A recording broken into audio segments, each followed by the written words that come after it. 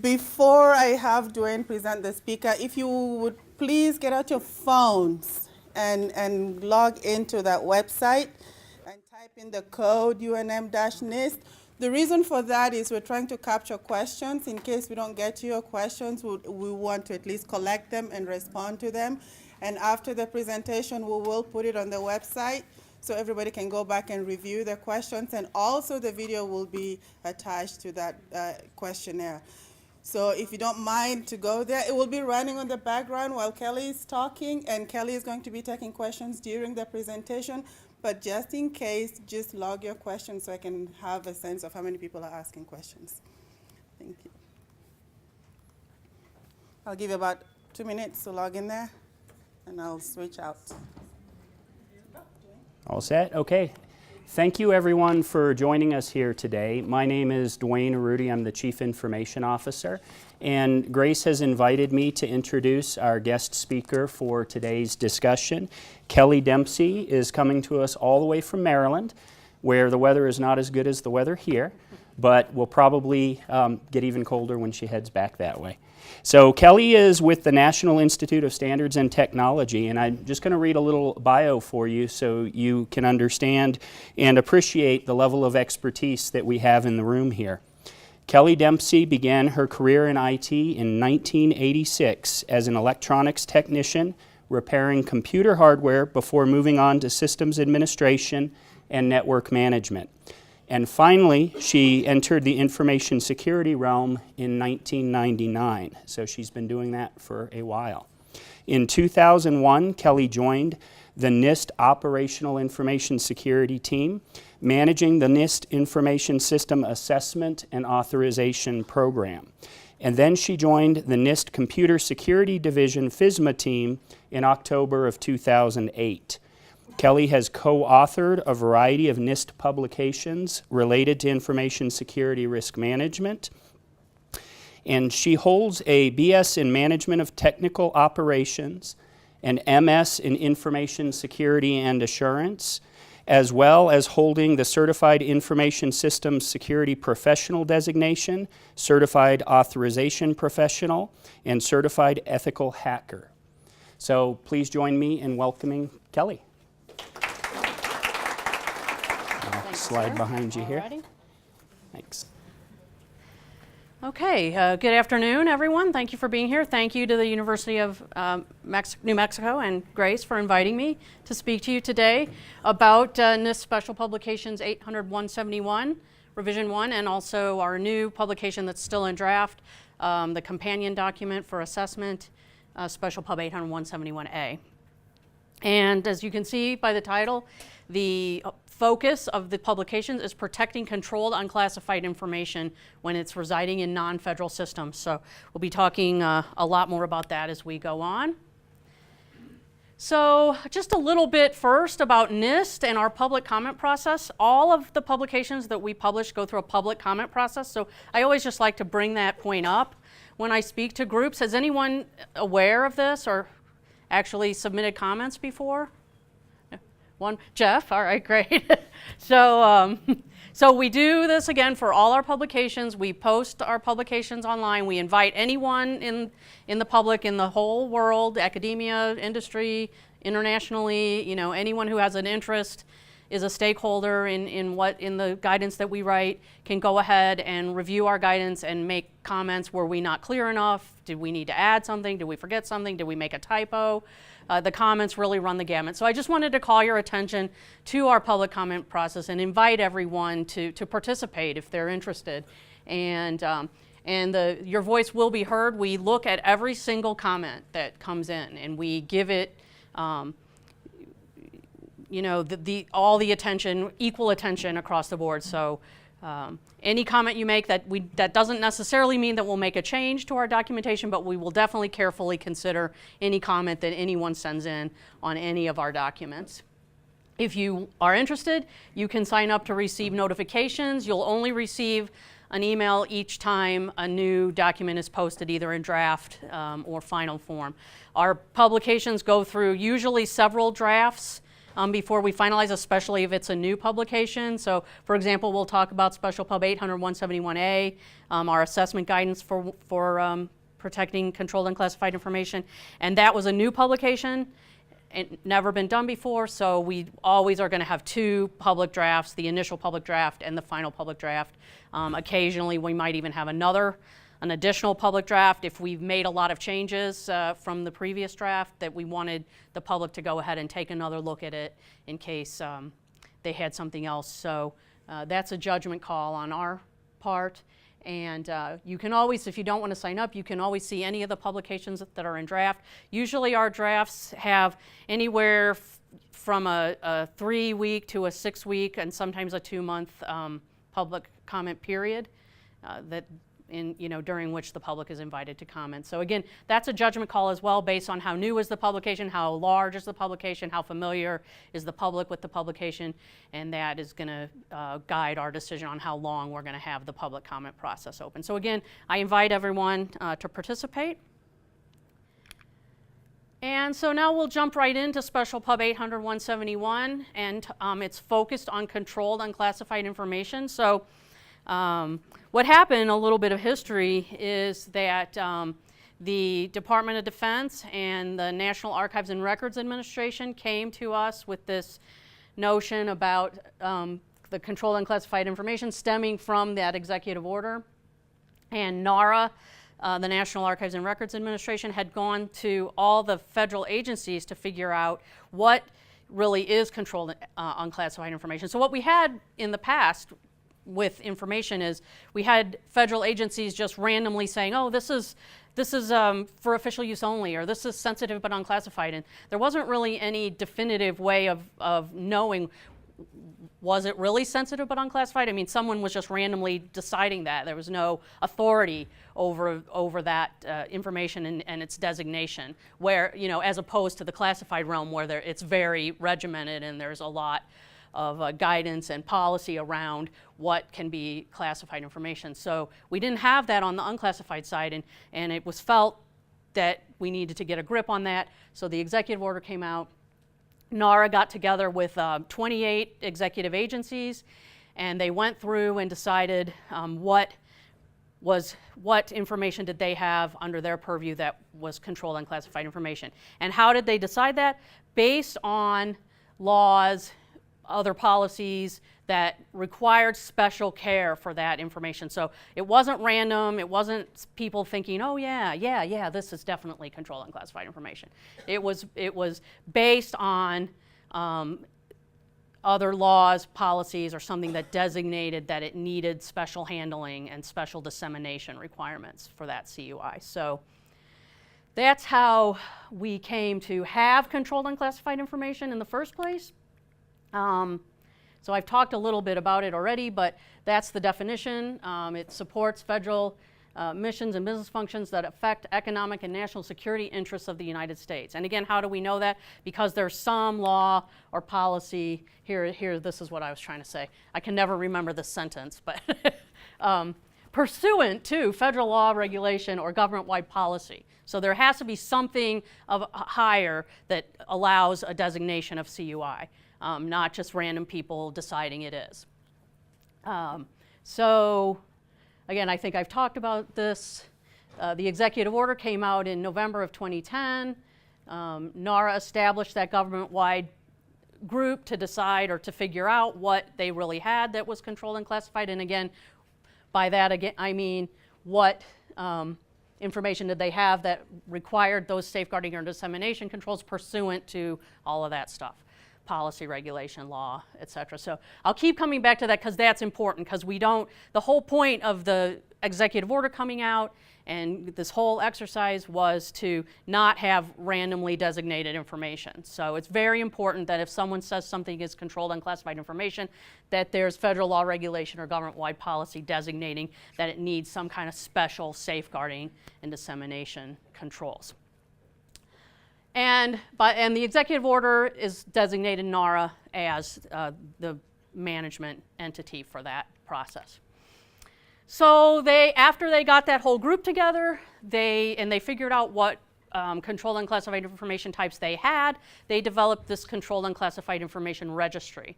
And you can see the web link there. If you want to go to it and look at it, it describes the information, what law, policy, or regulation designated it as needing that special handling, and describes it. So you can check that out. The registry identifies approved categories and subcategories. So there's categories, and some categories have subcategories of information types in the registry.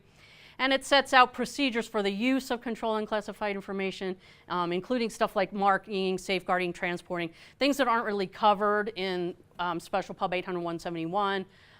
But so they cover those sort of related but not really directly information security items. They have a whole PDF on marking controlled unclassified information there on the, at the NARA site. So we'll just jump right into some of the controversial topics. Is it CUI or not? The bottom line is, which is at the top, is the federal organization is responsible for knowing that and informing whoever they're entering into an agreement with. So right now, what we're hearing from DoD is if it's not specified in the contract or grant or whatever agreement they're making with you or your organization, then it's not then it's not CUI. It's not, what is it, defense? Covered defense information. If they don't state that, then it's not. Sir, yes. So is that another way of saying if we're not exchanging the data that we're working with the federal government, then it's not part of CUI? The question was if you're not exchanging the data with whoever you have the agreement with, it's not CUI? No.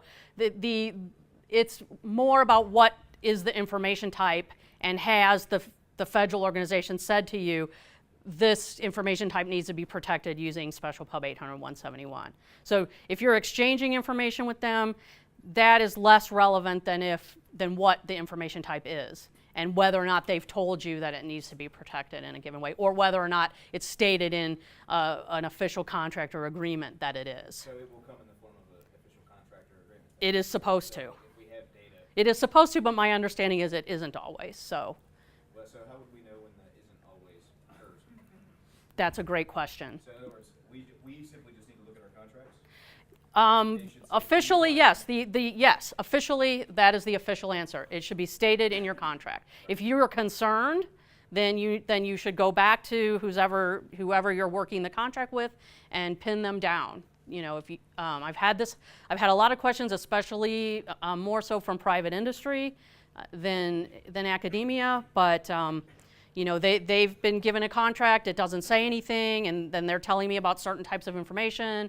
You know, I don't know. I'm not the authority about what is CUI or what is covered defense information. So I don't know. I have a brain block there. Covered defense information. I don't know. NIST doesn't know. We're not in. That's not our, you know, purview. And so that's why it's up to them to tell you. And if they don't, then you have to assume it's not. And if you're worried, then you have to go back to them and pin them down on whether it requires that protection or not. I had a very irritated gentleman from the Air Force that was trying to work with the Air Force in Alaska.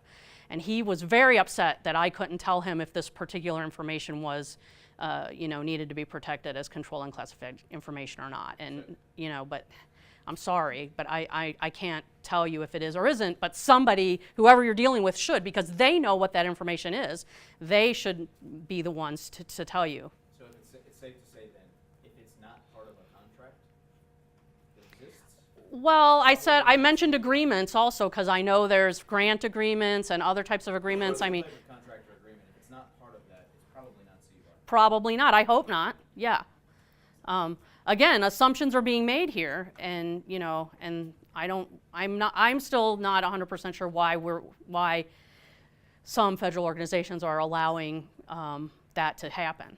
So, but you know, we can't control that. So, One more yeah. softball question. I think it'll be my last one. Okay. Actually, it's not a softball question. Okay, great. It's a problem we had today, actually in a meeting. Who do we work with on compensating controls, and who would approve them? So I am going to address that sort of, but the short answer is, again, it is up to the federal organization who you're dealing with to review your documentation and determine if whatever you've done is acceptable to them. So by submitting it, is that a default that if they don't push it back, it's accepted?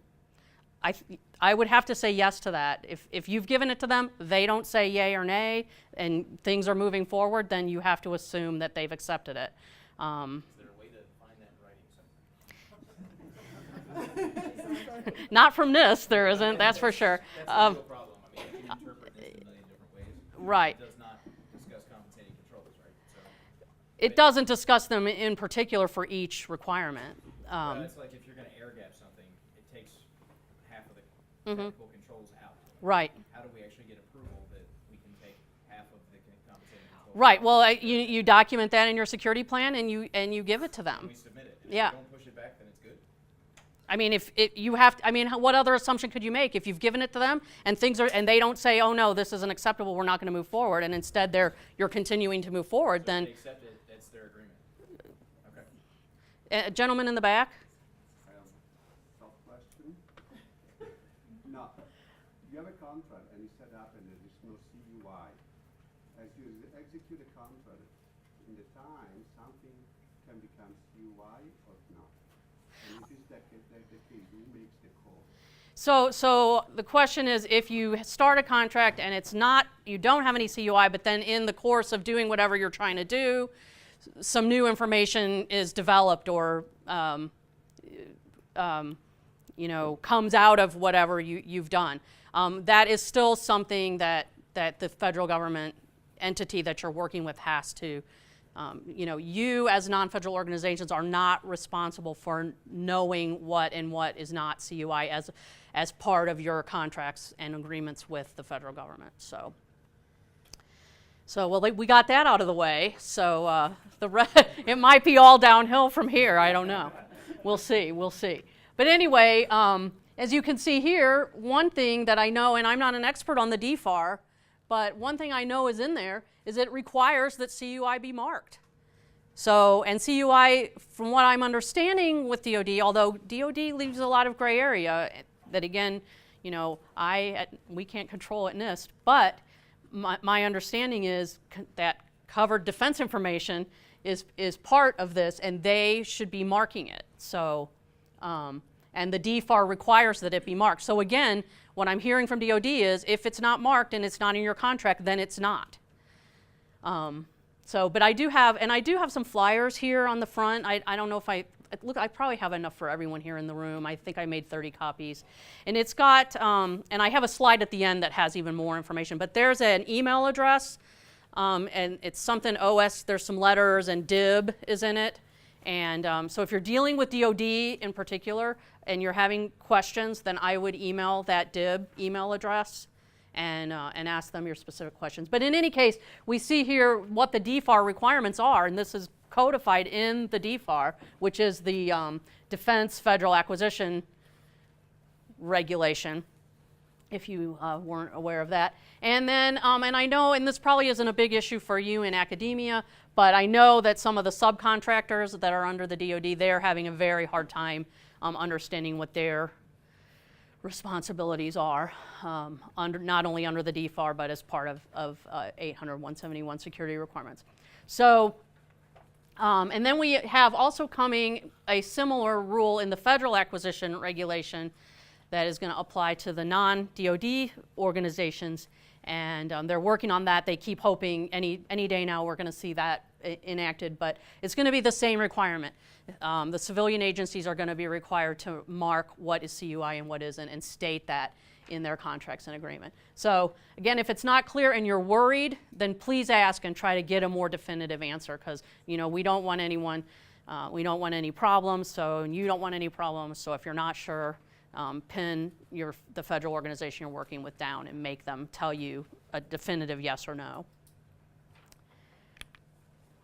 So getting back to the security requirements and why we're trying to do any of this in the first place, we do want to protect that information. We didn't want to see, so the federal government, when it's residing in federal government organizations, it's required to be protected in a certain way, and so now it's moving out into a non-federal organization. It still requires, the information didn't change, it still needs to be protected. So that was another part of the reason why we worked with DoD and NARA to develop the security requirements, because they're basically the same security requirements for protecting confidentiality that the federal government is also required to do to protect that same information.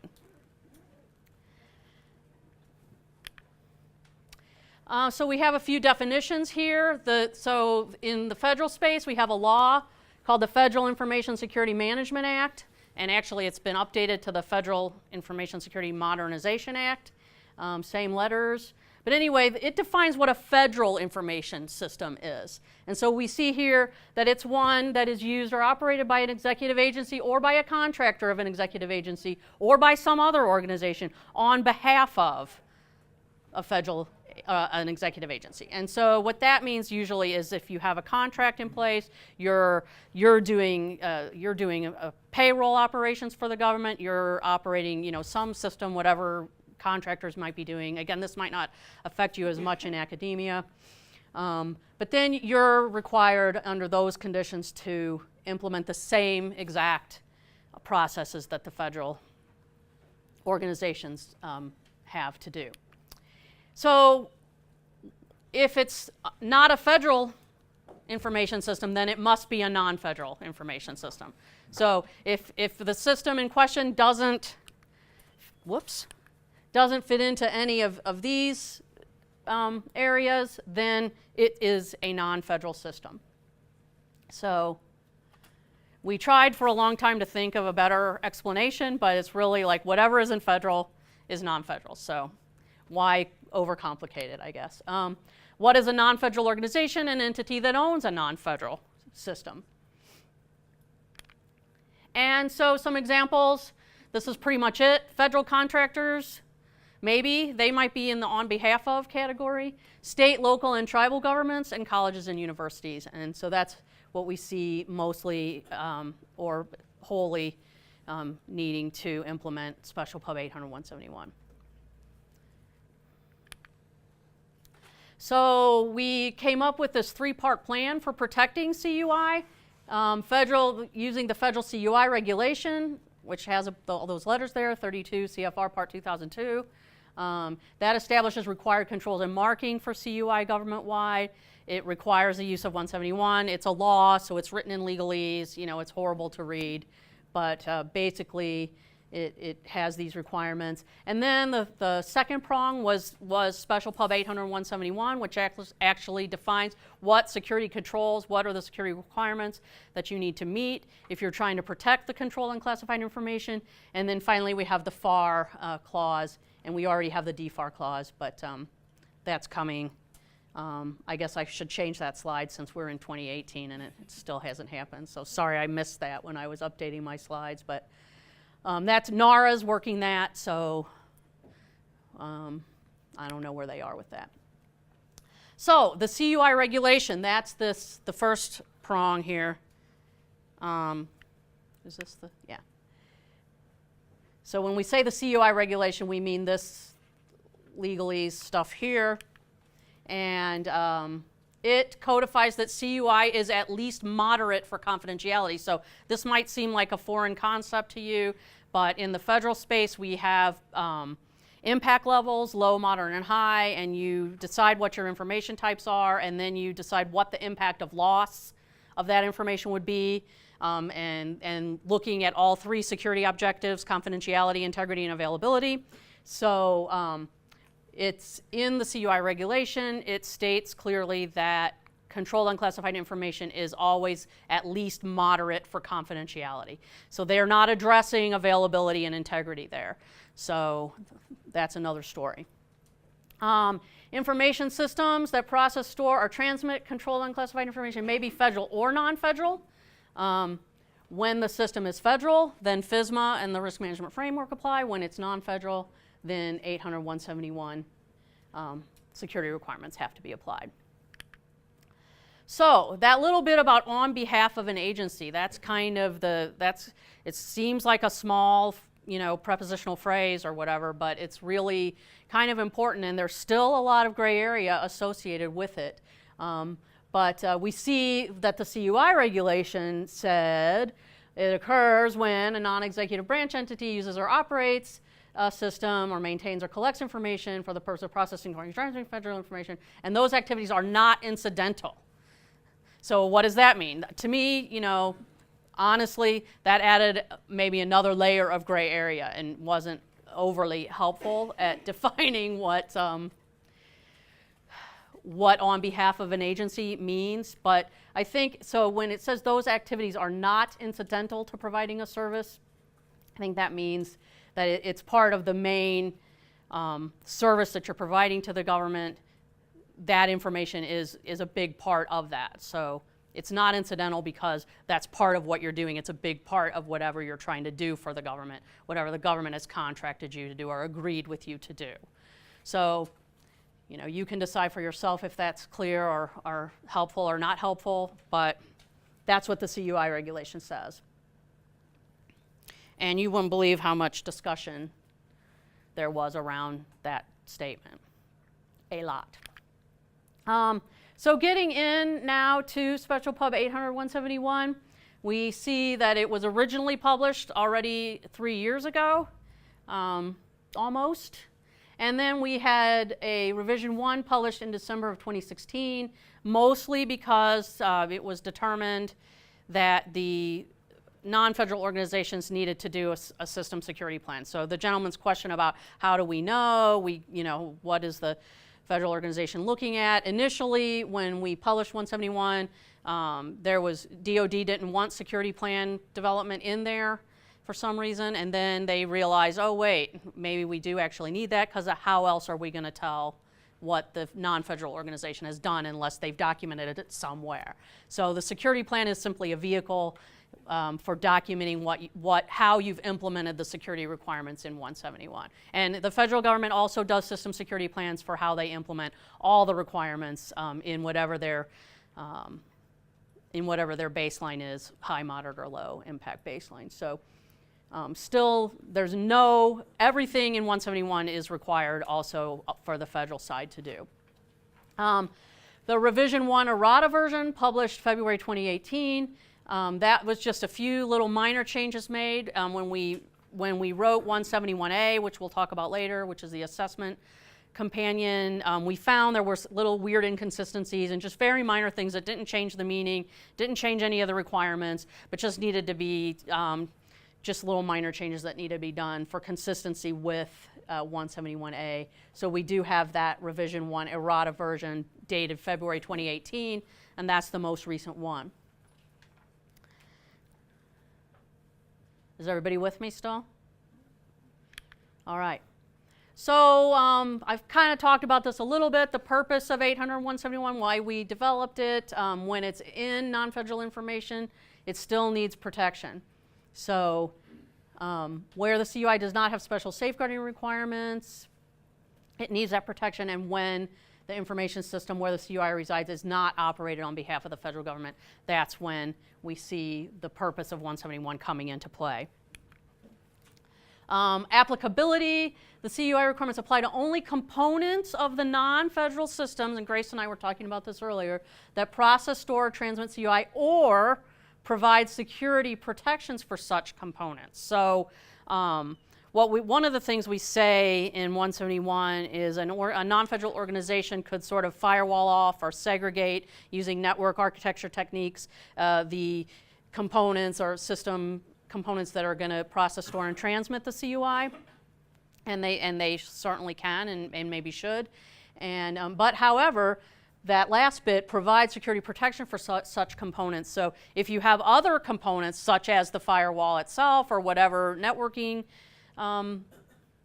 devices you might be using to protect the segregated area, or what's the other, there's another word that I can't think of right now. But anyway, those other components still need the same protections as well. And also, for instance, if you're users are logging in or authenticating to the system using an LDAP server. And that LDAP server is used for the whole organization and not just for getting into the CUI area, then enclave is the word I was trying to think of before. If you have a secured enclave, but there's other components protecting that enclave, or again, if you're using an LDAP server and everyone's using that, including the users that are going into that enclave, then those components also should have these same protections. So, and the requirements are intended for use by federal agencies and contractual vehicles and agreements. So that's where we see federal organizations saying, putting the references to 171 in there, or referencing the CUI rule, or however they're doing their contracts with the DFAR and soon to be the FAR as well. The target audience, this is sort of federal facing, but we see the list: system development lifecycle responsibilities, your program managers, your information owners, your business mission business process owners, your acquisition professionals should be taking a look at this and not understanding the deep security details of it, but understanding that it needs to be addressed when in contracts. And again, this is more on the federal side. Information security or risk management responsibilities. So if you're an authorizing official, you're a chief information security officer, you're a CIO, you're a system owner, you should be paying attention to this. And if you have any security assessment and monitoring responsibilities to go in and check, or have these controls been implemented correctly, are they effective at protecting the system, you should be looking at 171 and 171A. So we made some assumptions when we wrote 171, and we see them here. The statutory and regulatory requirements for the protection of CUI are consistent. So this is what I was saying. We didn't want one set of protection requirements over on the federal side. Now the information moves over to the non-federal side, and you can do whatever you want with it. No, it needs to be protected in the same way. And so we made that assumption that the information has the same value no matter where it resides. The safeguards implemented to protect the CUI are consistent in both in federal and non-federal organizations, and again, the moderate impact level, which when we wrote 171 had not yet been codified in that CUI rule. So we based everything on our moderate baseline from Special Pub 853. We'll talk about that in a minute. We made some other assumptions. We assumed, and some people think this one's funny, that that non-federal organizations have an information technology infrastructure in place already that can support the requirements. I don't really think that's funny, because I think they should. And I was saying also to Grace earlier that the requirements in 171 are not, they're really things that people really should be doing if they want to protect information at all, unless it's publicly available information. In this day and age, we really should be thinking about protecting our information. And so they really should have information technology infrastructures already in place. They probably already do have some controls in place. I perhaps naively, but I hope not, think that most organizations have some security controls in place already. And so I think a lot of organizations have found, when they do a gap analysis between what they're already doing and the requirements in Special Pub 800 and 171, there may be a few things missing, but it's not really as bad as they maybe originally thought at the outset. What else do we assume here? We may not have the necessary organizational structure or resources to satisfy every CUI security requirement, and that's why we did allow for the implementation of alternative or compensating controls, as was mentioned earlier. Something that provides some degree of protection, but doesn't put small businesses out of business.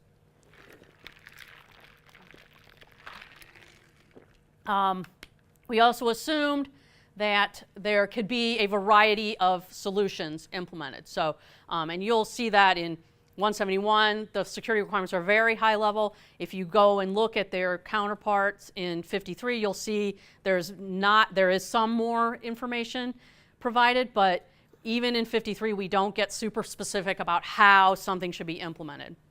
We want to focus on the outcome of what we intend to what is the intent of that control in the first place, and making that happen in whatever way the organization sees fit.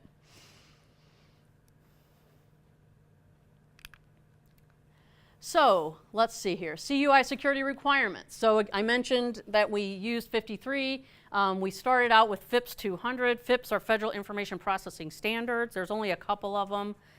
FIPS 200 specifies basic security requirements. They're very, very high level, and that's why we had to go to the moderate baseline in 853 to drill down a little bit to make sure we got all of the moderate confidentiality requirements in there. So then we tailored that moderate baseline, and we eliminated requirements that are uniquely federal, and we'll see this again. This will be, I have another slide on this later that shows it more specifically, but anything that's uniquely federal that only the federal government has to do. For instance, we don't expect non-federal organizations to have an authorizing official and authorize the system to operate. All of those types of controls were left out. The control maybe was not directly related to protecting confidentiality. So the controls that support availability, such as some of your, maybe your contingency planning controls or controls along those lines, those were left out, tailored out. And then we also had some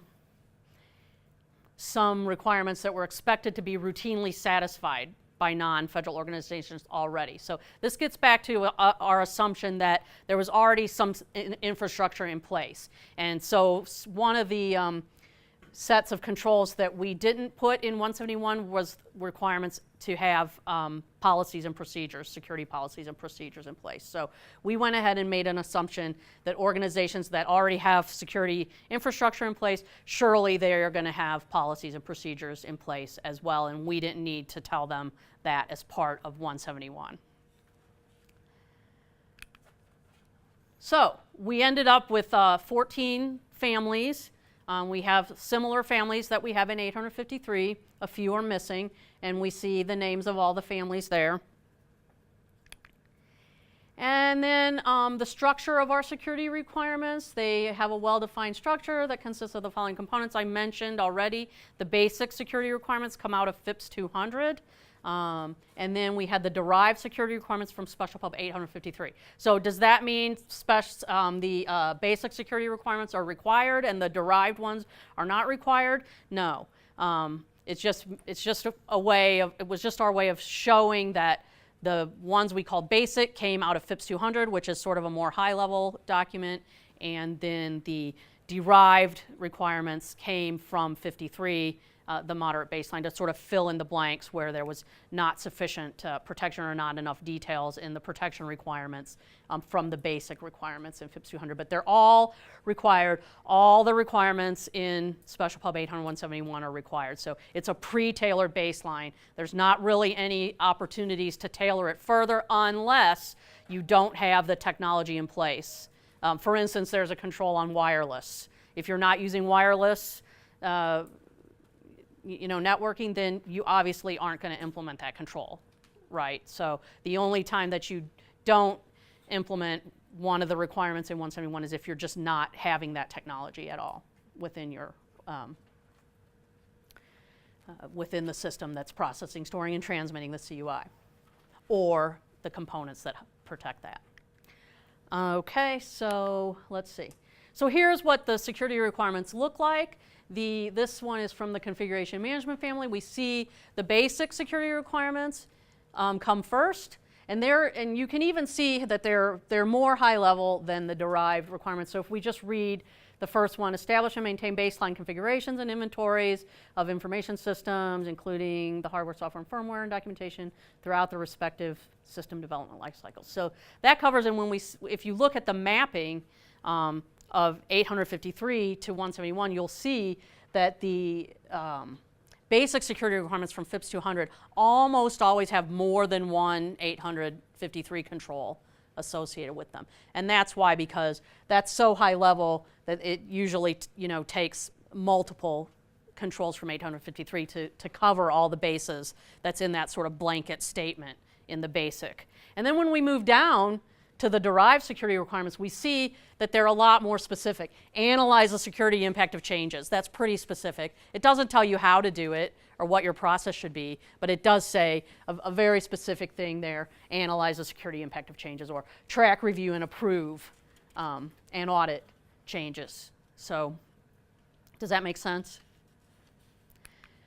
Okay, a little bit about the security plan, since that was added new in the Rev 1, and as I mentioned, it's a way for the non-federal organization to show what they've done, how they've implemented the security requirements, and in your security plan you do describe how those requirements are met and implemented, or what your future plans are for implementing it. So if you had something in the gap area and you're trying to work that, then you can describe in your security plan what you intend to do in the future to get that implemented.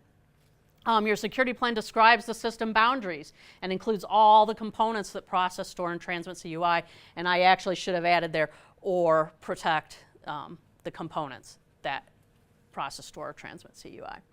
So, so in your security plan or in some attachment or in some way you should state, here's all the components that we are protecting as part of this plan. And these are all the components that we use to process, store, and transmit CUI. It should describe the operational environment where those components live within that boundary. It should describe any relationships you have or connections with other systems. So that's important. Someone mentioned air gap earlier. So if you have an air gap system, then you shouldn't have any of that. But if you do not have an air gap, then you do need to look at your relationships, dependencies, information you're exchanging with other systems, or any actual connections you may have with another system. And of course, not only describing it, but what controls do you have in place around that. Specifies requirements that are not applicable, and so I used the wireless example already. So in your security plan, you would state, we're not doing this because we don't have any wireless stuff here. And then, of course, it's submitted to the federal organizations for them to read and make determinations with. So Kelly, on the first bullet point, let's say you have an assessment and you identify some gaps that you're working on. Is there a prescribed timeline for when you should accomplish those?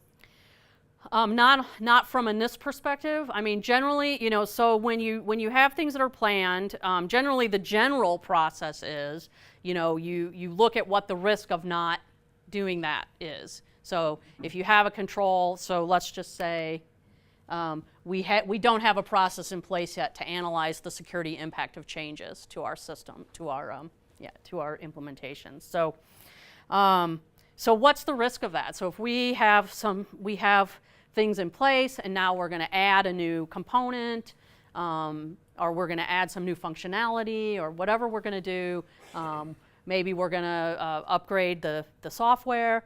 How is that going to affect our? So if we don't do that, what's the risk? What's the risk that adding a new component or whatever the change is going to have a negative effect on the security of our system? So that's what a security impact analysis is. We're taking a look at that. We're trying to decide what's the risk if we don't. So that was kind of an interesting example because it's kind of a vicious circle there. But anyway, you take a look at that from a risk-based perspective and decide how soon do we need to do this. If it's a high risk, then we want to do it sooner. If it's a lower risk, then maybe we can wait a little longer. So you ask if there was anything prescribed, and the answer is no. But we try to look at it. We don't want to say, oh, well, maybe in the next 5 years we'll be able to get it together. I mean, I think usually when I was on the operational side, we used to always work with a 1 year. Like we tried to not have more than 1 year out on our planned items. So but that's a rule of thumb. It's not a requirement. So yes, Jeff. Are you aware of anything from the upstream funding agencies or from any of those kinds of agencies with which the university would work that would give us guidance like, well, this is only 6 months worth of work, so we expect that if you're satisfying it, good faith, you have to do these things? Or is that something that, like many things, we'll have to kind of work through cases to see how the government or the funding agencies treat that? Yes, B. So the question was, I think, if I can repeat it correctly, is if you're working with an agency and say it's only a 6-month contract, Would they then expect everything to be done? Or would they say we want this done within X time, and they might. So it's going to depend on the federal organization, how, because I mean, let's face it, the truth is, the reality is that some federal organizations are less worried about security than others. So it really depends on who you're working with, whether or not they've involved security staff, so there's not a definitive answer there. And so then maybe for us, with our business people, one of the ways that we might address this risk more holistically is develop a process that sits on the business side that evaluates this on the front end. What is the timing? How much of it's there already? What are the gaps? And that way we can have something. And I think us being informed and having some things that we can be staged to do is probably a better position than, well, let's wait and see. I would definitely, anytime you can put a process in place and be ahead of the game, you're always going to be better off, so absolutely have a process in place, identify your gaps, figure out how you're going to, address those and have that already on the move. And then that's going to help grease the wheels as you are trying to get grants or contracts with federal organizations. So that was great. That was a response to Grace's question about future plans and how long it would be expected to take. So the other thing that we have is the plan of action and milestones. And so in that document is where you actually say, this is how long we expect this to take. And so then you submit that also to the federal organization, and then it is going to be up to them to say, no, we really think you need to get this done sooner rather than later, or they might say, okay, whatever, so who knows. And I know that's not the answer. That's not an answer you're looking for, but that's the answer we have to live with today. And I don't really see that changing too much in the future. It has to be submitted to the sponsoring organization. I hope they would ask for it, but yes. Just to clarify, though, we only have to submit if they ask. Well, so one of the security requirements in 171 is to do a plan of action and milestones. So you should already have one. Unless you're embarrassed to show it to them, I always think it's better. I don't mean to be glib either, but I think that it'd be better if you did, given the requirement. So there is a requirement to have one. Mm-hmm. So if you have one and they don't ask for it and you don't give it to them, then I guess, that's okay. But if you have one, I would go ahead and give it to them anyway. I guess back to Brian's point, if you don't give it to them, then they can't agree to it even though they don't respond. Okay, any other questions about the security plan? So, some appendices. I mentioned the tailoring criteria earlier. We have an appendix that shows what controls we tailor out and what the reason was. And some of those reasons I mentioned, that it was federal only, that we assumed it would be taken care of, and we'll see those again in a second. And then Appendix D are those mapping tables that maps the controlled unclassified information requirements in 171 to both ISO 27001 and 853. And we included ISO 27001 because we already had the mapping to 53 controls, so that was convenient for us. We didn't have to do any extra work, but also because a lot of non-federal organizations use the ISO standards or have an ISO certification in 27001. So we wanted them to understand where they were with that so they didn't have to do any extra work. And so here we see an excerpt from Appendix D. This is the mapping appendix. So we see, and this isn't a good example based on what I said earlier about how the basic requirements usually have more than one 853 control. So usually they do. In this particular case, they don't. But we see the mappings, and then we see on the far end the ISO 27001 mappings. And of course, we see there in this one that ISO didn't have a requirement we could map to for that particular requirement. So that's just what it looks like. That's the information that's present there in Appendix D. In Appendix E, we see here what we said before, the controls that were tailored out, and we see in the far right column there the tailoring action, why we tailored it out. And so NFO was we expected that to be routinely satisfied. So I mentioned the -1, system maintenance policies and procedures, we went ahead and made an assumption for every family starts with the -1 policy and procedure control. We made an assumption that organizations were going to already have that in place. NCO doesn't support confidentiality, so we see here timely maintenance. If you're not worried about availability, you don't care about timely maintenance. If availability is not an issue for you, then timely maintenance isn't an issue for you. So timely maintenance is a control that supports availability, not confidentiality, and so it was tailored out. And then we have, if it says CUI, it is already a requirement, so that was just so we didn't have blank spaces. And then if it says Fed, and I couldn't find an example that had all the, all the different tailoring reasons on one that I could fit on a slide. So if you see Fed, when you're looking at this appendix, then that means we deem that to be uniquely federal, and we didn't expect non-federal organizations to have to do that. Any questions about any of that? Okay, so actually that is more or less all I wanted to say about 171 itself, and we're going to talk now about 171A and the assessment procedures that accompany 171.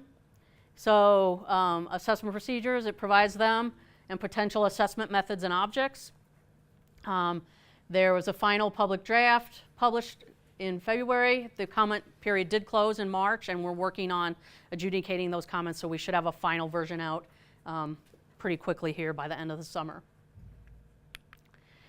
So SP 800-171 overview, it provides a methodology and procedures to determine if your controls you've implemented are operating effectively, providing the security that you expected it to.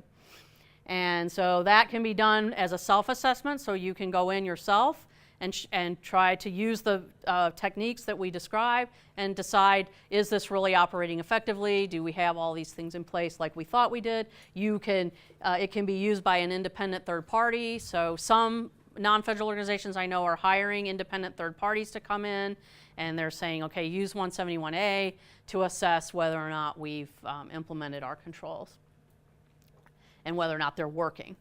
And then also sponsoring organizations could potentially also use 171A to assess. 171A, yes ma'am. So do you take, like for example, if you hire a third party, do you use their template or assessment requirements, or do you dictate to them and say, I would like you to use 800-171A to assess my institution? I would have them use 171A because it's very focused on the security requirements. So one problem that happens with assessments is the assessor, sometimes assessment organizations want to come in and just start hacking away at the perimeter or something like that, you know, and they're not really, this is a targeted control assessment. So it's not a penetration test, you know, it's specifically, here's our security. It should be based, I think I have a slide later, I hope, where I say it should be, the assessment should be based on what you said you did in the security plan. So if your security plan says we're using TLS for transmission security, then they should be looking at that. They shouldn't be doing, you know, they shouldn't be trying to look at anything else with respect to that one particular. That was maybe a stupid example, but you know, the point is whatever you said in your security plan, that's what the assessor should be looking at. Did you do this? Here's what you said. Did you really do this? Is this really happening? Is it really working? And whereas if you don't give them that and you don't ask them to use 171A, then you know, I don't know what maybe they'll still use your security plan. You know, I don't know, but I know that there's a lot of wild west activity occurring with assessors when they come in.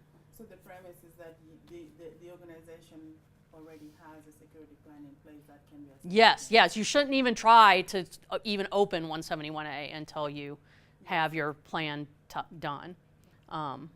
So, any other questions on that? Okay, so 171A is aligned with 853A. It's based on 853A. There's 3 assessment methods: interview, examine, and test. So, and we'll see a little bit more about that in a second. There's assessment objects relevant to each requirement. So you apply assessment methods to an assessment object. And so each section for each requirement in 171, there's a set of assessment objects that we suggest might be what you would want to look at, or what an assessor would want to look at to help make the determination whether or not the control's implemented correctly, operating as intended. There could be varying degrees of rigor based on customer-defined depth and coverage attributes. This is getting a little sticky. I kind of actually wanted to leave this out for the non-federal organizations, but it's in there, so we're going to talk about it today a little bit. No expectation that all assessment methods or objects will be selected for each assessment procedure, and we'll see that and that's where we get into depth and coverage.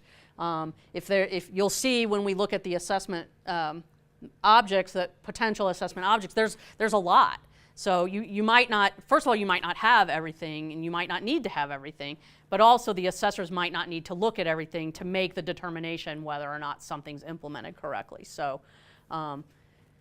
we're just kind of throwing a big long list out there, just to try to be helpful, and we had no one should have any expectation that all of those objects would be looked at for each procedure. So we'll see what that looks like in a second. Assessment objectives. So you have an objective, that you're trying to meet as an assessor, and the objective is to determine if something is done or not, as required in the security, as part of the security requirements. And the determination statements are closely linked to the content of each control or each security requirement, and that ensures traceability. And this is getting back to what I was saying, Grace, traceability of your assessment results to your security control requirements. So by using this methodology, you can be sure of that traceability. Whereas if you get someone in and they're using whatever, then you may have traceability, but you may not. So here again, these are the assessment methods I mentioned: examining something, reviewing it, reading it, analyzing it, observing it. Usually we are going to examine policies and procedures. We're going to, we might examine the way a process is implemented. We interview, obviously, people, so you might interview your system administrators. Depending on the control, you might interview HR people, whoever is the potential interviewee. And we'll see that we spell those out for you. And then you might test something. So if it's a technical based control, then you might apply some sort of actual test to it to see, did it work the way you said, or the way you expected it to work. So here's a little more description about assessment objects. Assessment objects can be specifications, documents, artifacts, blah, blah, blah. Mechanisms, that's where you apply tests a lot to mechanisms, the test method. Hardware, software, and firmware safeguards. Activities, monitoring, incident handling, are you doing your backups, that sort of thing. And then individuals. So these are the typical types of assessment objects that we're going to apply assessment methods to. A little bit about depth, coverage, and assurance. They're closely related. If you need more assurance, then you increase your depth and coverage. And what does assurance mean? The sort of warm, fuzzy feeling you have that something's been done correctly, or that the control is operating as it is intended. So if you want greater assurance, then you increase your depth and coverage. So we have attributes for depth and coverage: basic, focus, and comprehensive. And these go right along with 53 and our security control baselines from 853. Basic kind of roughly goes along with the low impact baseline. Focus roughly goes along with the moderate impact baseline, and comprehensive goes along with the high impact baseline. So in 171, you're largely concerned with the moderate impact baseline, so you probably want to shoot for the focus level. As the attributes increase, the grounds for confidence that the controls are implemented correctly and operating as intended increase. So that's, I think, hopefully what I just said, that the assurance is increased. So here's a little bit more about the depth attributes: basic, focus, comprehensive. The basic depth, high-level reviews. So you're not going through things with a fine-tooth comb. You're just sort of like, yeah, okay, it's here. We see it. It exists. We're okay with that. Focus, more in-depth reviews, looking more for substantial evidence, getting in a little bit deeper. And then, of course, comprehensive, you're looking at every word. You're going through everything with a fine-tooth comb. Coverage attribute is the types and number of objects. So in basic, you might just examine a representative sample. So if you had 100 devices, then maybe, and they are presumably all configured the same way, maybe you're just going to take a look at 10% of those and see, because you're just basic, you're low impact, you only need a basic amount of assurance, so you're not going to get too far into it, you're not going to expend resources there. Then as you move up in the coverage attributes, you're going to increase the representative sample, and then in comprehensive, you're going to look at a fairly large sample. So, I mean, these are kind of, has anyone ever looked at anything like this, or familiar with any of these types of assessment methodologies? So this is maybe all new to you, so I didn't want to really make this a security tutorial, but anyway, this is what's in 171A, and so these are the things you try to look at as you go through and decide how you're going to do your assessment.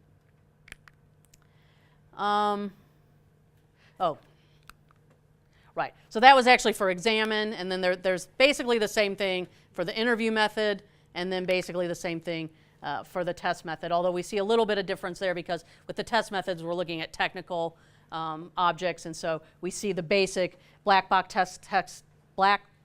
testing. We don't know what's going on in there, we just know we put in X and we expected Y, and that's what happened. We don't know what's going on inside that black box, and we don't care because we're only at the basic level.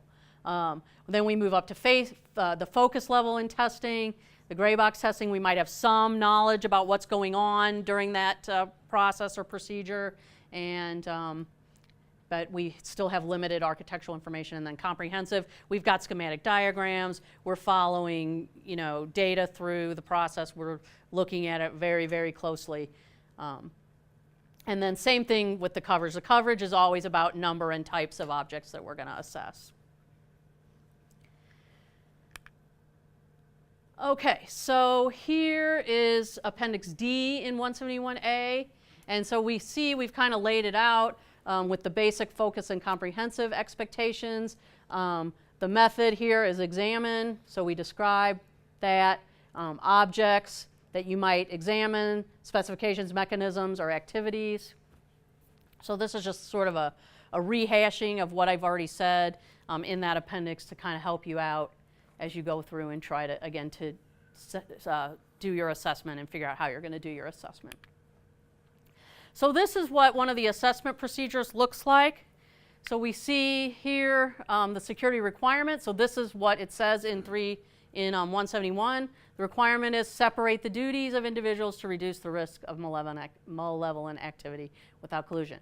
So the assessment objective then is determine if for the organization that processes, stores, or transmits CUI, the duties of individuals requiring separation are defined. So did they even take the time to say, here's the duties that we want to separate?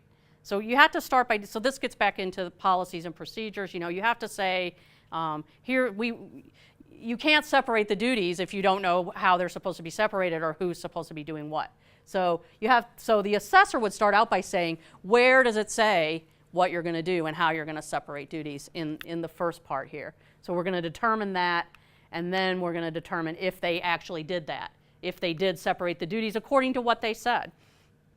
And so then here's where we see our potential assessment methods and objects. So if we're an assessor and we want to make this determination, what are we going to examine? What objects are we going to examine or apply the examine method to? And so we see some objects here that might help us make that determination. And we see it's policies, procedures, security plan, security configuration settings, division responsibilities and separation of duties, system access authorizations, and so on. Who might we interview? Now, remember what I said? What's this word here? Potential. I put that in red because that's what I was saying before. We don't expect you to come in and look at every single one of these things, interview every single one of these people, or test, everything. So, yes, ma'am. So can you do just one of those? Like just do an interview and that would satisfy the assessment method for that control? Or do you have to do all three for all 108 controls? So you don't have to do all three for all 108. So this ties back into what the depth and coverage and how much assurance you need. So if you don't need that much assurance, then yeah, you might just interview your sysadmin or network admin, depending on what the system is, and say, do you do all these things? Tell me a little bit about what you do. Where is it written down? Maybe that's good enough. I don't know. How do we determine assurance, and who determines that? Right, so the assessor is supposed to determine it. So the assessor should know what so we know we're dealing with moderate impact, right? So the assessor should know, this is kind of written in a generic way, but we really know for 171 we're dealing with moderate impact. So the assessor should know that, and if you have assessors that have done this before, then they should have an idea of what they would need to do to sort of get that level of assurance that they need, that this is actually being done. And they can, so what the real process is that you hire a security assessor, or you have internal assessment teams. At NIST we have internal staff that does all the assessments for all the NIST systems. And so they develop what's called a security assessment plan for each system, and it's stated up front, here's what we're going to need to examine, here's who we're going to need to interview, here's what we're going to need to test, and then that's given to the organization that has the system. So everybody knows in advance what's going to happen. You don't have assessors coming in there saying, oh yeah, no, we also need this and we also need that. It's all planned out in advance. But how to determine what you really need, that is up to the assessor based on the amount of assurance that you guys need. So if you said you wanted a focus level of assurance because you're in the moderate baseline, then the assessor should be able to go through and figure out which of these objects they want to assess. But no, there is absolutely no expectation that all the objects and all the test methods would be applied, especially not at the focus level. Oh, okay. So one of the discussions we've been having in our group here is, do you assess every system? And so if I take a researcher, for example, the PI that was sitting here, he has about 4 or 5 systems. Do I have to do 4 or 5 of these per system? By systems, you mean components, right? So it would depend. Hopefully not. We were talking back here about the coverage attributes, and we said a representative sample. So if that person had, if all 5 of those devices were all different operating systems and all different configurations, then yeah, you might have to look at them all. These are contractual systems. Each contract has a system assigned to it, or a component assigned to it. So for researchers especially, we would have to do an assessment for each of the systems that they was on for each contract. Unless you had a secure configuration for each, even for each operating system that was applied. So then you could just check a sample. So if you have 10 contracts and maybe 30 machines, and 10 machines in each contract are Windows 10, and you have a secure configuration baseline, that you've outlined, then you could just check against that. And so then you could do a representative sample. But if you're just all over the place, then yeah, you would probably need to check all of them. So if there's no secure configuration guidance, there's no image that you're putting on to each machine that's is this making sense? Mm-hmm. Then you would have to do them all. If everything's all completely different, then there's no way to really do a representative sample. So like at NIST, we have all of our desktops, all of our Windows 10 desktops have, in theory, and hopefully the exact same configuration. We're the same way here at the university. Right. Yeah, sorry. So, and look, NIST is a research organization as well. And this, as you mentioned in my biography, I started there in 2001, and they had a few things in place. They had firewalls, whatever. They had some security in place in 2001, but basically they didn't have anything else. They didn't have a lot of policies and procedures. They didn't have, a set of secure configurations for various platforms and operating systems. And so it was a huge struggle to get, especially the research people to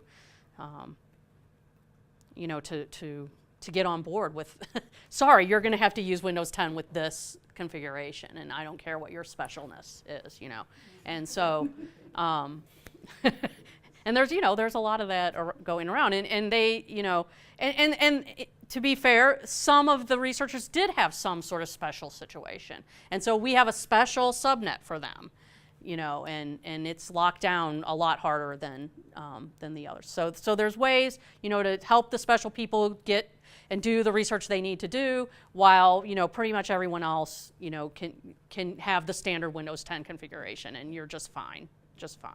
Jeff, did you have something? I think that's very good news for our core team, especially because that's been one of our objectives. Is we can't have one thing cover everything 100%, but every place we can do something that's repeatable and standardizable, we don't have to revisit that each and every time. Exactly. Especially when there are foundational pieces like policies and procedures that will have to primarily be identical. Right. Departmental names or some small changes, all of those, a little bit of work up front, but in a standardized way. And we're not having to review that, and then creating vehicles for what are the special use cases where researchers or others interacting with CUI have this need, and then that's a higher value for us to focus on. How do we make that happen, given the moderate level or higher, depending on what kind of data is.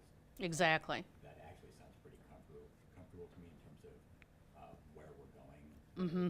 Where our timeline is different from that, but at least in terms of the objectives we're trying to hit, it sounds like we're in pretty good company. Right, you're moving in the right direction, and that's all we can do. And I mean, no organization is perfect. You're still, assessors can always come in there and find issues and find problems, and but we just, we do the best we can, and we try to move forward. We try to improve, and like I said, it takes a long time. When we first went around at NIST, and just getting people to develop the security plan. I mean, you would have thought, you were asking them to reinvent the wheel or something. I mean, they just couldn't understand why did they have to take their precious time to do this, and so even now there's still plenty of resistance, but everyone's more or less resigned to it at this point. But I mean, and that's what I was saying before, some organizations are going to be more on board with security than others, and that's just, that's how it is. So we just have to work within those constraints. Did you have a question, ma'am?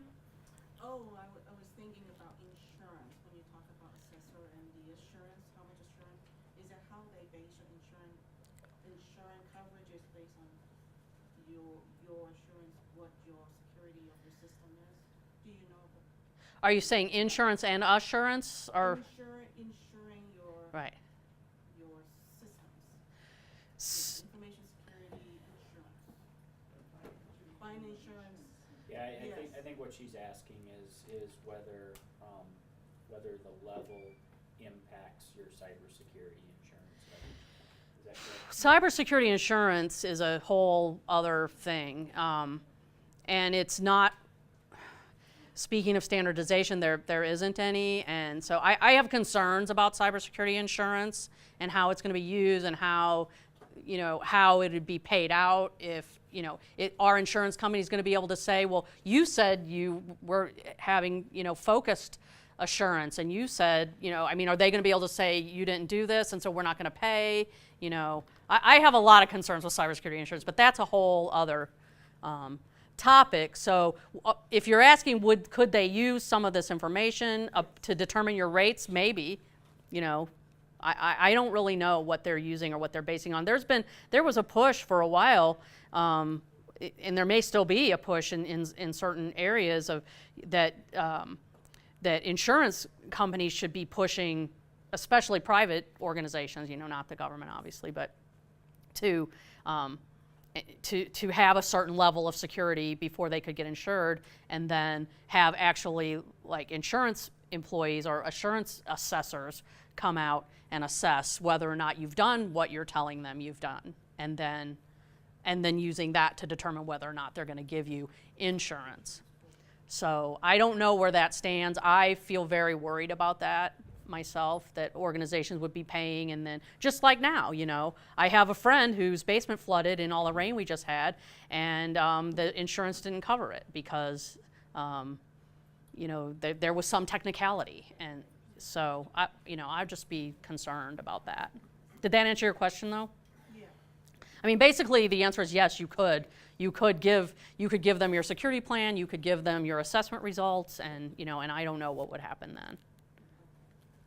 I do think we have a pretty good idea from our couple of years worth of applications for cyber insurance, what the basic requirements are in any of those. And I think just as these activities are showing us, we have some places we're doing really good work, and some places we have gaps.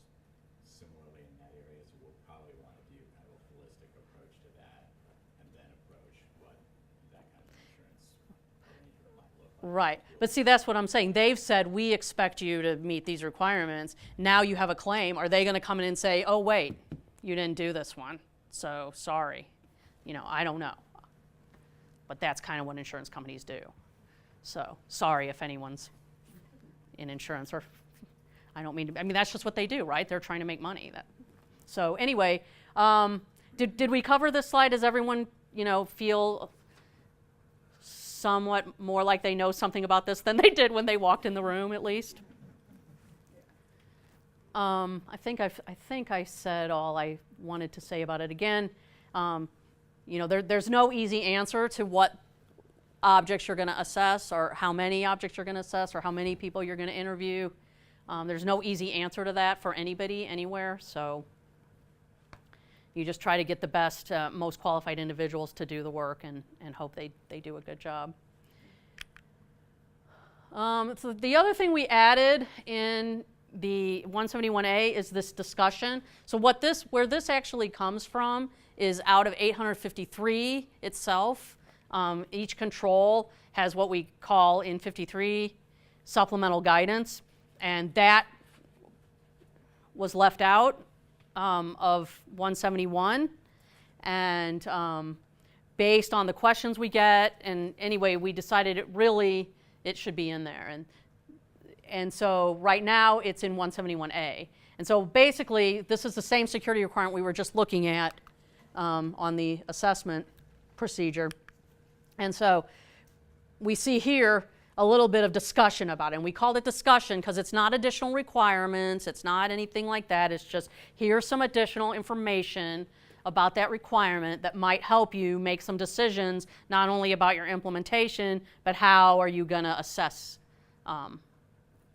the implementation. So these are all in there. We plan actually to move these discussion boxes into 171 itself when we do Rev 2. But for now, they're in 171A. So hopefully everyone will find that helpful. So here's a little slide about compliance. What does it look like? Again, first bullet, it's up to the federal. I consider and tell you whatever, and it doesn't really matter. The federal organization who you're entering into an agreement with is the one who makes the decision. The contractor agreement should specify the requirement. So again, we've talked about this already. The federal organization that you're agreeing or contracting with, they should be telling you what is needed and what they require for compliance. At a minimum, the federal organization should review the non-federal organization security documents. So that's the minimum that the federal organization should be doing. They should be taking your documentation that you've worked so hard to compile and read through it and see if it meets their requirements. And again, we're going to find some organizations that really care about it and some that are just like, yeah, whatever, we just want to get this work done. So is that the right thing to do? No. We want to protect information. We don't want the University of New Mexico or federal organizations or anyone to end up on the front page of the paper that, that there was a breach and information is out. Yes, sir. I had a question with regard to when compliance applies. I'm the Information Security Officer for the Health Sciences Center, and we do a lot of contract review. As part of that, if there's sort of boilerplate in the contract that says it's subject to CUI, we look at the data, and from a confidentiality impact, there doesn't seem to be anything moderate. It's data that's otherwise public or potentially de-identified. I'm assuming those would be points for negotiation. I would say yes. Yes, definitely. Because you're right. It is, the contract statements might be boilerplated without there having been an examination of what information was really going to be, getting processed, stored, or transmitted. So I would absolutely raise that issue to the federal organization. I had a call from someone who was working with the DoD, and they painted ship decks, and they were asking me, "We're painting a ship deck. I mean, why do we have this clause in our contract?" And obviously I couldn't answer that question. Because certainly on the surface, from what they were saying to me, there's not even information being exchanged at all. It's just like, paint it using this paint and thank you very much. And so, so that would be, Right. Okay, so thank you. So what about the other end of the spectrum? So if you have a contract that clearly involves confidential information, then it would be subject to the privacy and security safeguards associated with confidentiality or confidential information of a high. Well, confidential, if when we say, we have to watch out with terms. If we say confidential information is the lowest classified. Right. So is that what you mean? Exactly. Yeah. We're Okay. talking about data that is classified. Okay. Right. That's a whole other ballgame. And it would be subject to all those safeguards. Right. So any reference to CUI would be somewhat irrelevant. Right, because you're already going to be doing a million other things that's going to protect it. So I would say, I don't have memorized what the requirements are for protecting classified information, but my guess is it's more than, I hope it's more than what's required here. Well, it's probably 1253, but they have extra stuff in it when they have what they call a classified overlay. So it is 853 plus. It's probably, and I don't even know what baseline they use for their classified overlay, but it is going to be based on controls from 853. But it's going to be more, I would think. Yeah. So sort of the third piece of this is if we're receiving data that is designated as CUI, and it's going to be put onto systems that we have assessed for HIPAA compliance. Generally speaking, the HIPAA compliance level is going to meet or exceed what's required for CUI. That I don't know about. I'm trying to think if I've seen a mapping. I know Jeff, do you have something to add? There's something that might make a difference because it depends if it's CUI specified or basic, where 800-171 would apply to basic. Right. These, and then it's a lot more likely. But if it's specified, that individual law may have gaps depending on Right. what that was. Right. Right. And I don't know if health, information falls into that category, but I do know that we have a special pub 866, I believe, that covers HIPAA, and there's an appendix that has a sort of a loose mapping of HIPAA requirements to 853 controls. That publication 866 is a little bit outdated, but it still should be pretty close. So I guess I would take a look at that. I couldn't say for sure if the HIPAA requirements meet or exceed or are less than the 171 requirements right off the top of my head. I couldn't say. I didn't work on the HIPAA pub. I know about it. I know snippets about it, but I don't know the specifics of what's required under it. Certainly it should be focusing on protecting confidentiality of patient data. So hopefully they're quite similar. But one for one, I couldn't say. So, in terms of research, what we call, and I think we've talked about this for so long, fundamental research by nature is supposed to be public, right? And whatever you do, you can publish. But what about in the event that even the fundamental research is dealing with CUI data? Do you then ignore that? Not if you've been told by the federal organization that it's CUI, and that's part of your agreement. So if it's CUI, then I wouldn't think it would be destined for public publishing or public accessibility. Yeah, I don't think fundamental research can be CUI. It can't be CUI. I don't think so.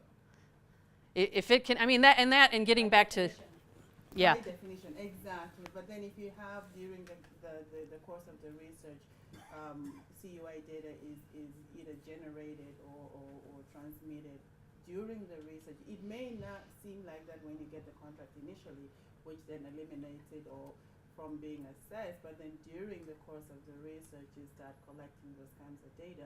What happens then? Do we ignore that? I think it's no longer fundamental research.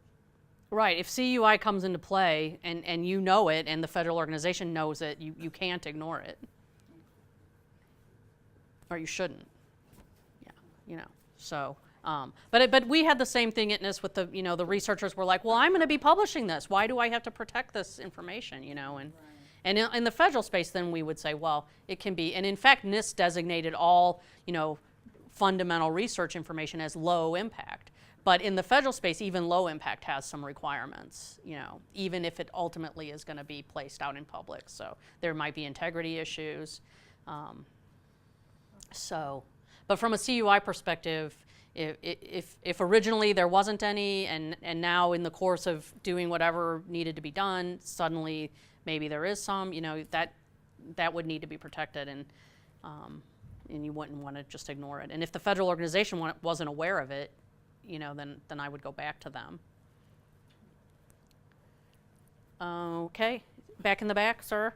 Is there, similar to HIPAA, is there a enforcement or penalty fine component to CUI right now?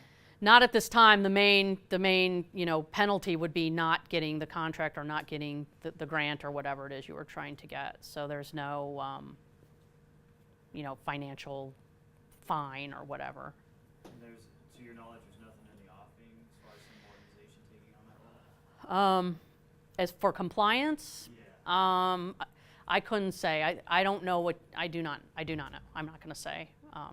I don't know of any in particular. So I think DOD is going to be looking at some of their prime contractors, but they're not going to be, you know, going down to, they're not going to be looking at every single organization. So, but even that, they're not even doing that right now. So, and most of the primes already have DSS looking at them with a microscope because they have classified contracts. So, and back in the way back. Going back to the question before about research, that can impact student graduation. If the information becomes UI, how you graduate a student? Well, the information, I mean, the students still did their work, right? I don't know how that would affect the student. I'm just saying if that has been taken into account, has been considered at certain level. From a security perspective, you know, they'd have to find a way to work around that. Whether or not a student graduates isn't really a factor in how information needs to be protected if it's CUI. I don't know if there's somebody here from nuclear engineering, but I know there are ways to take certain kinds of research Right. that are outside of fundamental and still do the publication, but they're either redacted or Right. Somehow sanitized in some way. exactly. Yeah. I would assume that any academic research happening in this space, there's already a federal mechanism for doing that.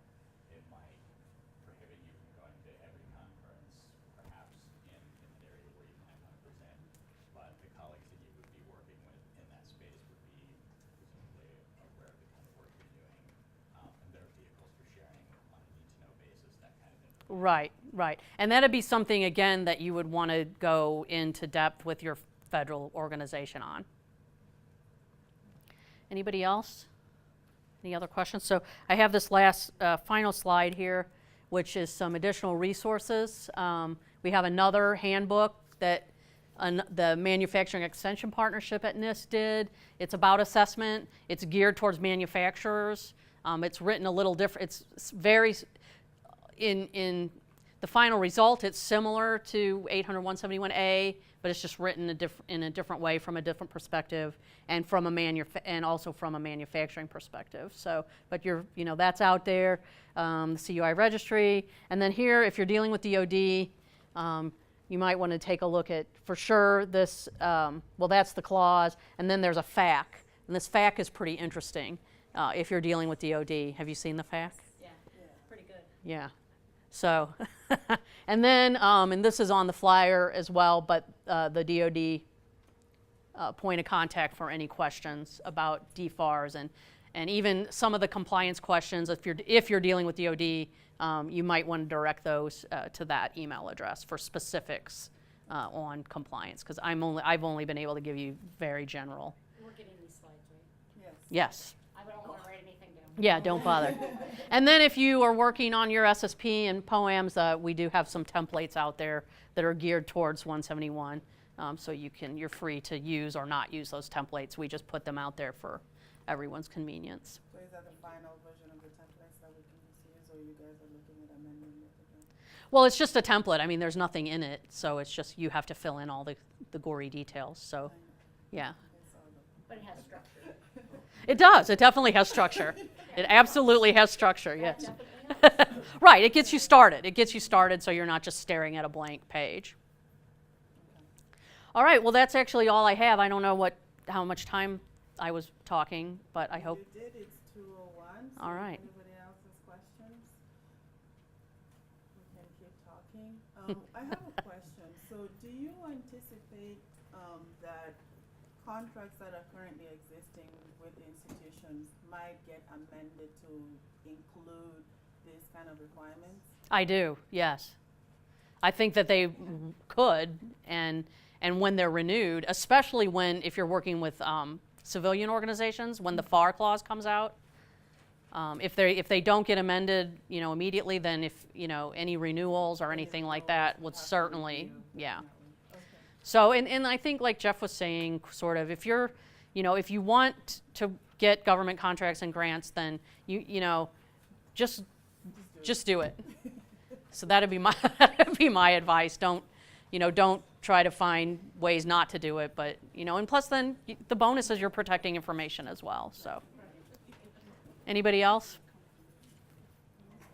Okay, great. Well, thank you for being. Just real quick reminder: if you didn't sign in, there's a sign-in sheet floating around. And thanks everyone for being here. And I didn't actually put. Oh wait, I might have another slide. Yeah. This is our contact information at NIST. So if you have a specific question about 171 and the security requirements in 171, or if you like our thoughts, a lot of times we get questions where people are just asking us about what is the intent of this, or would this work for implementation? And I can't say for sure. I mean, I can certainly say what our intent was. I can't tell you this implementation. I get this all the time. People will send me an example. Here's what we want to do to meet this requirement. Does this work? And I always say, in my opinion, if I was the federal organization, yeah, I think that would be fine. Or sometimes I make suggestions how they can improve or whatever. But so I always have a caveat that that's not a guarantee. But I do try to help out. With implementation-specific questions. So do contact us. If you send it to SecCert, I am retiring at the end of the year, so you might want to get used to sending to SecCert and not directly to me. Right now, today, I answer 95% of the questions that come into SecCert, but we are trying to transition away from me. So that's it. So thank you for being here, and